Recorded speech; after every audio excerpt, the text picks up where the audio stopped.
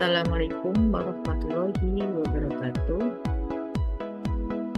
Nama saya Yayusda Rahayu. Di sini saya akan mempresentasikan terkait ulangan tengah semester mata kuliah Manajemen Sumber Daya Manusia 2, kelas MJ 404 dengan dosen Bapak Dr. Joko Suharyanto SEMM CPUD. Kepemimpinan dan Pengelolaan Sumber Daya Manusia di Sekolah Menengah Pertama XXX. Sekolah Menengah Pertama SMP merupakan lembaga pendidikan formal yang dipimpin oleh seorang kepala sekolah dan didukung oleh wakil kepala sekolah, tenaga pendidik, dan tenaga kependidikan. Dalam konteks organisasi, gaya kepemimpinan kepala sekolah sangat menentukan arah budaya dan kinerja sekolah secara keseluruhan. Berdasarkan observasi, Kepala Sekolah Menengah Pertama Negeri XXX menggunakan gaya kepemimpinan demokratis, di mana pengambilan keputusan dilakukan secara musyawarah dan melibatkan tenaga pendidik dan tenaga kependidikan. Kepala sekolah cenderung membimbing, memotivasi, dan memberikan arahan secara langsung serta terbuka terhadap masukan dan saran dari bawahannya. Hal tersebut dapat menciptakan suasana kerja yang kondusif, meningkatkan rasa tanggung jawab bersama, dan memperkuat kolaborasi antar anggota organisasi sekolah.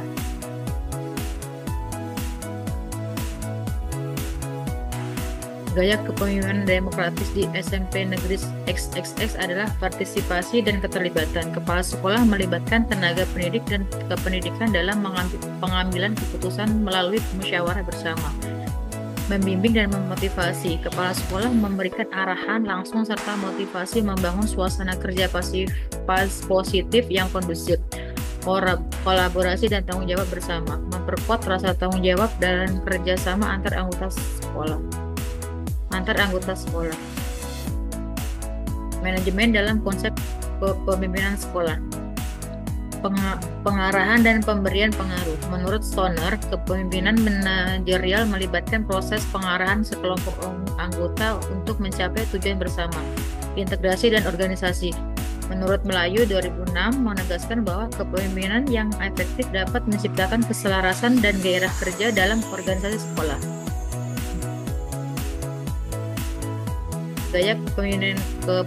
Kelebihan gaya kepemimpinan demokratis. Partisipasi dan keterlibatan tinggi, transparansi dan komunikasi terbuka, pembagian tanggung jawab yang adil, fleksibilitas dan responsivitas, pembangunan tim yang kuat, inovasi dan kreativitas, motivasi dan pengembangan individu, pengurangan resistensi terhadap perubahan. Model ini mampu mendukung iklim kerja yang produktif dan adaptif dalam menghadapi tantangan pendidikan.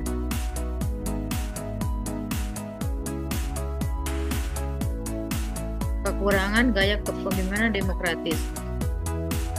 Terdapat kekurangan, yaitu proses pengambilan keputusan lambat, kurang efektif dalam situasi krisis, ketidakjelasan tanggung jawab, potensi konflik berkepanjangan, kesulitan mencapai konsensus, pengaruh tidak seimbang. Penting bagi kepala sekolah untuk menyesuaikan gaya kepemimpinan sesuai situasi agar lebih efektif dan efisien. Strategi pengelolaan SDM di SMP untuk efektivitas organisasi. Perencanaan SDM berbasis kemandirian dengan menyusun kebutuhan SDM secara sistematis sesuai visi dan kondisi sekolah. Selanjutnya, pelatihan dan pengembangan karir, menyediakan program pengembangan kompetensi dan peluang karir berkelanjutan.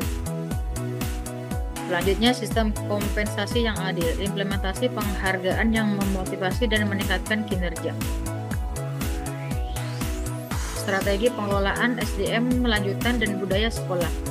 Pertama, penilaian kinerja terintegrasi, menggunakan sistem evaluasi objektif untuk memperbaiki dan mengembangkan SDM. Yang kedua, budaya kolaborasi dan musyawarah, dengan menciptakan lingkungan kerja yang terbuka dan saling menghargai untuk mengambil keputusan bersama. Yang ketiga, program peduli keluarga sekolah, mendukung kesejahteraan anggota keluarga besar sekolah untuk meningkatkan loyalitas dan semangat kerja. Pelajaran penting pengembangan kompetensi SDM di SMP. Yang pertama, kompensasi terintegrasi dan berkelanjutan dengan mengembangkan Pengembangan harus kontinu dan terkait dengan kebutuhan sekolah dan individu. Yang kedua, kesejahteraan dan beban kerja. Manajemen beban kerja berperan penting dalam menjaga motivasi dan kesehatan mental guru serta staf. Yang ketiga, adaptif dan inovasi. Sekolah harus responsif terhadap perubahan teknologi dan metode pembelajaran baru. Yang keempat, penilaian berkala dan kolaborasi. Dengan mengevaluasi rutin dan tanggung jawab kolektif memperkuat kualitas dan keberhasilan pendidikan. Sekian presentasi dari saya. Mohon maaf bila ada kesalahan. Wassalamualaikum warahmatullahi wabarakatuh.